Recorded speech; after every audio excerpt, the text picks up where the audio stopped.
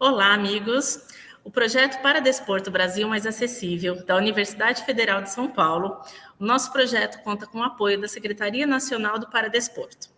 Nossa entrevistada de hoje é a professora doutora Márcia Gregual, diretamente de Londrina, no Paraná. Nosso bate-papo tem como objetivo tratar do tema Vencendo o Comportamento Sedentário por meio do Paradesporto. Eu sou a Elke Lima Trigo e irei conduzir essa conversa com o objetivo de discutir a intervenção pedagógica junto à pessoa com deficiência através do paradesporto. Fazendo minha audiodescrição, eu sou uma mulher branca, cabelos curtos, pretos, estou vestindo uma camiseta azul do projeto Paradesporto. Atrás de mim tem uma grande janela com molduras brancas e o cenário de fundo são várias árvores. Nossa entrevistada é formada em esporte pela Universidade de São Paulo, possui mestrado e doutorado pela Escola de Educação Física e Esportes da Universidade de São Paulo e pós-doutorado pela Universidade de Padova, Itália, em Atividade Física Adaptada. Atualmente é professora adjunta do Centro de Educação Física e Esporte da Universidade Estadual de Londrina, a UEL, e coordena o Grupo de Estudos e Pesquisa em Atividade Física e Deficiência, GEPAFID. Professora, muito obrigada por aceitar nosso convite para essa conversa sobre o paradesporto. Seja muito bem-vinda. Eu que agradeço o convite, muito feliz em participar. Começando o nosso bate-papo, professora, a gente queria saber, diante da sua larga experiência com a natação, conta um pouquinho para a gente como esse público, diante da natação, a natação pode ser uma ferramenta para o desenvolvimento da pessoa com deficiência.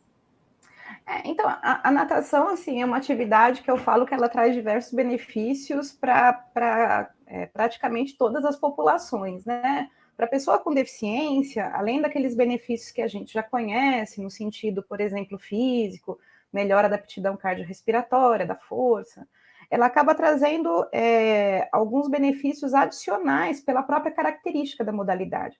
É uma das poucas modalidades em que a pessoa com deficiência tem a oportunidade de sentir o seu corpo numa sensação de grande liberdade, né? Então, eu falo que é o momento em que a pessoa com deficiência motora, por exemplo, ela fica livre de todas as próteses e órteses, né? E ela experimenta uma sensação de liberdade que, né, não é a do dia a dia.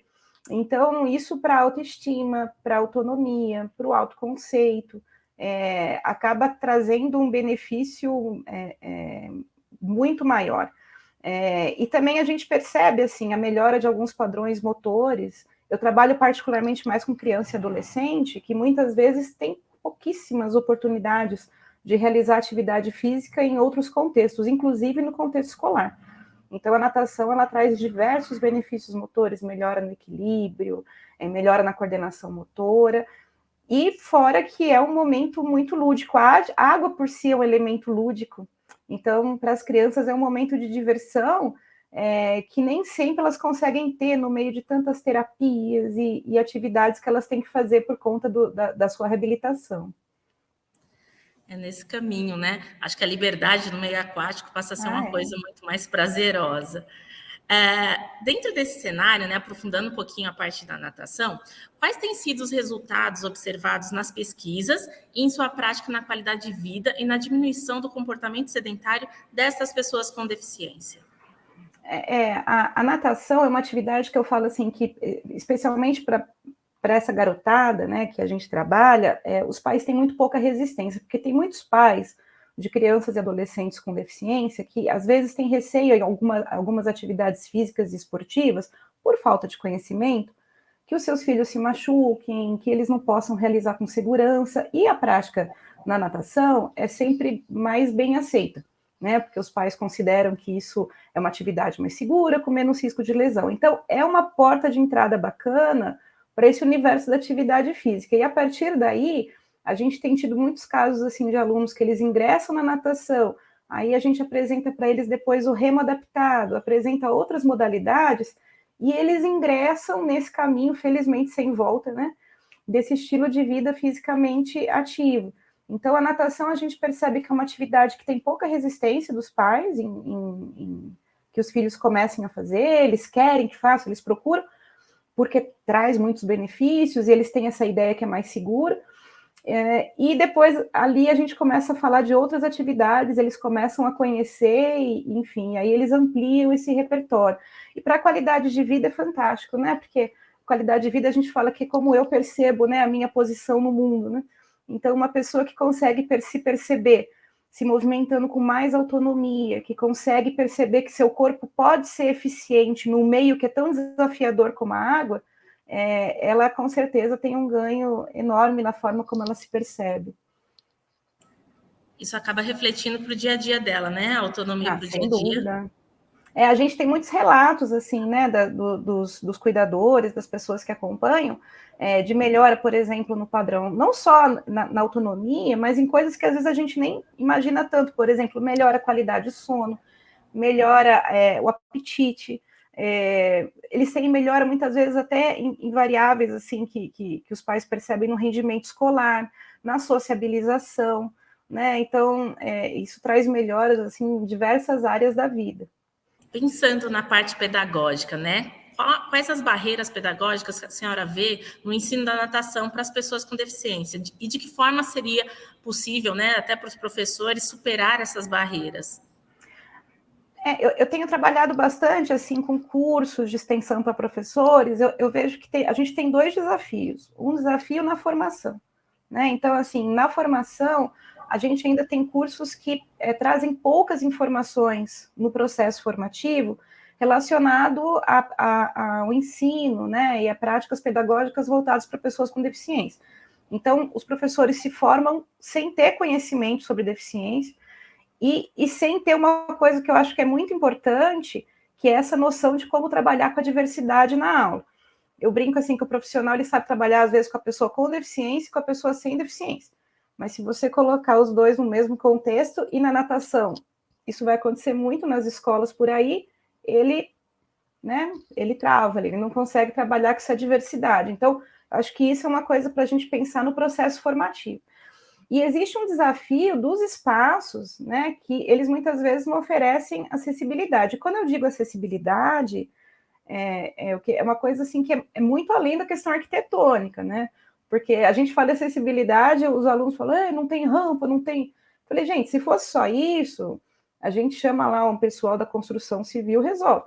Mas eu digo acessibilidade assim, comunicacional, né? Às vezes o aluno não tem conhecimento, por exemplo, básico em Libras ou em alguma comunicação alternativa com um aluno que tenha dificuldade em falar.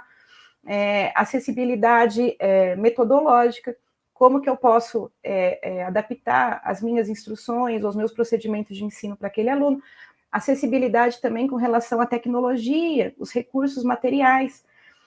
E lógico, né, que também acessibilidade arquitetônica. Na própria universidade onde eu trabalho, a gente tem um projeto e um espaço de piscina que absolutamente não é acessível. A gente tem uma escada lá com 15 degraus, né, para a gente chegar na área de piscina. Então, veja, é uma dificuldade, né? Mas eu vejo assim que quando a gente investe numa formação adequada, a gente consegue superar com mais facilidade essas barreiras do ambiente de trabalho. Então, a formação é uma coisa que a gente tem que discutir. E a gente coloca a formação, né, desde da graduação, mas a continuada, né? Formação continuada, sem dúvida. Até porque, assim, as pessoas falam, deficiência. Gente, sempre vão aparecer casos novos. Vira e mexe, eu sou surpreendida ali com a chegada de um aluno com alguma síndrome que eu não tinha conhecimento, que eu tinha conhecimento superficial. Então, esse processo é contínuo, né? Então, não é uma coisa que para, mas eu sinto que muitos alunos, infelizmente, saem da universidade, da graduação, sem conhecimentos, assim, básicos sobre deficiência. Né, que podem, inclusive, né, numa prática inadequada, às vezes até colocar o aluno ou numa situação de risco, né, por desconhecimento, ou o profissional não consegue explorar ao máximo o potencial desse aluno por desconhecimento. Então, isso me preocupa bastante, essa carência na graduação, nessa formação inicial. E no caso da UEL, né? O que vocês têm feito na UEL para atrair mais pessoas com deficiência para a prática de atividade física e de que forma fixar esses participantes na prática, né? Criar uma aderência melhor algo mais longínquo, né, para a prática de atividade física? Então, assim, a gente tem tido uma preocupação, a gente teve uma preocupação, assim, em algum momento, em tentar entender, pesquisar mesmo com alguns alunos, quais que seriam esses fatores que dificultavam as pessoas em aderir a um programa de atividade física, então essas possíveis barreiras, e para aqueles que estavam na prática, o que seriam os facilitadores, né? Então, quais seriam os fatores que levam a pessoa a se engajar e a permanecer? E aí, uma coisa interessante é que, assim, a gente tinha essa concepção, que eu acho que no senso comum acontece bastante, de que a pessoa com deficiência não adere ao programa de atividade física, principalmente por dificuldade em transporte ou acessibilidade arquitetônica. E aí a gente começou a perceber que duas grandes barreiras levantadas eram falta de conhecimento dos programas disponíveis na comunidade, que elas pudessem participar. Elas não confiavam muitas vezes no profissional e na sua capacitação para lidar com a deficiência dela. E uma outra coisa também que a gente percebia bastante é que algumas pessoas não se sentiam à vontade com a forma como elas eram encaradas nos ambientes, né, por conta da sua deficiência. Então, a gente tentou, assim, se aproximar das entidades aqui na cidade que atendem pessoas com deficiência, os centros de reabilitação, e a gente tentou se fazer conhecer nesses espaços e estabelecer parcerias. Porque não adianta, a pessoa faz toda uma reabilitação, por exemplo, no hospital universitário, termina a reabilitação, ele tem alta, né? E aí, vai para casa. Mas eu posso continuar fazendo atividade física? Aí você tem que procurar. Quando a gente vai lá e faz essa parceria, na alta da reabilitação, o fisioterapeuta, o terapeuta ocupacional, já pode informar, olha, se você quiser dar continuidade, tem esse programa aqui de atividade física. E com esse conhecimento, as pessoas começaram a chegar. E aí é um boca a boca. Porque aí elas começaram a chegar, elas viram que tinham profissionais ali que estavam, né, em condições de recebê-las, elas se sentiram acolhidas, elas começaram a divulgar. Então, hoje, assim, eu até tenho fila de espera nas minhas atividades, porque até por ser gratuito, né, e a gente tem uma capacidade ali, um gargalo, né, no número de atendimentos, ainda mais em piscina, e a gente começou a perceber que essa parceria, porque, olha, uma coisa que eu percebo, assim, as pessoas com deficiência querem fazer, mas muitas vezes elas não sabem o que fazer. Então, a gente precisa fazer com que esses programas da universidade sejam conhecidos, porque muita gente chega para mim e fala, nossa, há anos que eu procuro, eu nem imaginava que a universidade oferecia isso. Então, a gente tem que se fazer conhecer. Isso é importantíssimo, né? Esse link entre a reabilitação, né, e a habilitação acaba sendo um abismo que a gente vê em muitos lugares, né? E hoje ali que a pessoa para, né? Porque ela vem no processo. Até, só desculpa te interromper, a gente percebe duas coisas, assim. Primeiro, inserir o profissional de educação física nesse centro de atendimento na reabilitação, né? Então, isso é uma coisa importante. Eu orientei o doutorado de uma professora lá na Paraíba, em João Pessoa, em que ela conseguiu inserir o profissional de educação física dentro da equipe de atendimento num centro importantíssimo de reabilitação a pessoa com lesão medular. Então, isso muda a perspectiva, porque eles falam, olha, tem como dar continuidade, né? E fora isso, a universidade sair ali da sua bolinha e buscar essa interação com a comunidade, senão as pessoas não vão adivinhar, né? Se a gente ficar no vinde a mim, as pessoas não vão adivinhar que os nossos programas existem. Só para entender um pouquinho o público que vocês trabalham, fugindo aqui um pouquinho do roteiro, qual a média de idade assim que vocês têm de atendimento e quais as deficiências mais comuns no grupo de vocês? Então, quando o projeto começou aqui na UEL, que foi 2007, a gente tinha como pretensão inicialmente atender crianças e adolescentes dos 2 aos 16 anos. Só que as crianças foram crescendo.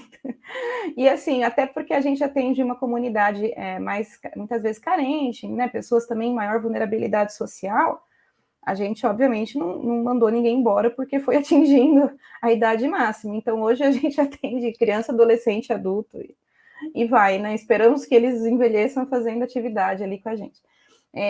E aí, assim, isso é uma coisa interessante de abordar. Até 2000, eu não sei te precisar exatamente, mas mais ou menos até 2015, o público, a gente atende pessoas com qualquer tipo de deficiência. Tá? Então, visual, auditiva, motor, intelectual, múltipla, e também pessoas com transtorno do espectro autista. Mas até 2015, a maior prevalência eram de pessoas com deficiência motora, especialmente aí, neuromotoras, né? Então, sequela de paralisia cerebral e coisas assim, mielomeningocele. De uns anos para cá, acho que mais ou menos 2015, a gente teve uma inversão absurda, assim. E hoje eu posso te falar com tranquilidade que o público que mais procura os nossos projetos são pessoas, cuidadores, né? Pessoas que têm na família crianças ou adolescentes com TEA, com transtorno do espectro autista. É incrível como a gente... E essa percepção não é minha. Pessoas também em outros projetos têm relatado isso, assim, né? É um público que a gente tem que ter um olhar, porque o número de casos tem crescido de uma maneira absurda e a gente tem que criar estratégias para incluir essa população nos programas. Essa é uma percepção que a gente tem também em outros grupos, né, dessa quantidade maior. Professora, a senhora poderia nos dar algumas dicas de material de leitura, algum link, alguma coisa sobre esse tema? Eu deixei 2 links aqui, né? Eu não sei, depois acho que vocês vão disponibilizar. Então a gente coloca aqui os links na descrição do vídeo no YouTube, aparecem os links aqui embaixo, tá? Então tá. Eles seriam sobre... Então, o primeiro link que eu deixei é de um documento que foi publicado ano passado, que o pessoal deve ter ouvido falar, que foi o Guia de Atividade Física para a População Brasileira. Ele é um guia extenso em PDF, mas ele tem um capítulo, que é o capítulo 8, se eu não me engano, que é específico sobre atividade física para pessoas com deficiência. Então, ele tem dicas bem práticas, assim, como que a gente faz para tentar aumentar a adesão dessa população aos programas e também quais seriam as recomendações mínimas de prática. E eu deixei também um outro documento, que foi um artigo que eu participei, foi publicado em 2017, no relatório da ONU, do Programa das Nações Unidas, para o Desenvolvimento, o PNUD. Então, esse relatório aqui no Brasil ele foi publicado em 2017 e o tema foi atividade física esportiva. E eu participei do artigo de atividades físicas e esportivas para pessoas com deficiência. Então, também a gente aborda essas questões, tem alguns levantamentos estatísticos bem interessantes, alguns, infelizmente, bem preocupantes, e é um material também que eu acho que pode ser de interesse. Então, esses 2 links eu deixei disponibilizados, que são materiais abertos. Tá ótimo, muito rico, sim. Professora, rapidamente, né, foi bem curtinho o nosso papo, mas queríamos agradecer muito a sua participação no projeto Para Desporto Brasil Mais Acessível, da Universidade Federal de São Paulo. Lembramos que nosso projeto conta com o apoio da Secretaria do Paradesporto e avisar o público aí que curtiu, que compartilha esse material, que se inscreva no nosso canal e acessem também nossa página do Instagram, @cbpp22, para mais informações e mais materiais. Muito obrigada, professora. Obrigada, André, pela tradução. E até a próxima. Muito obrigada, viu?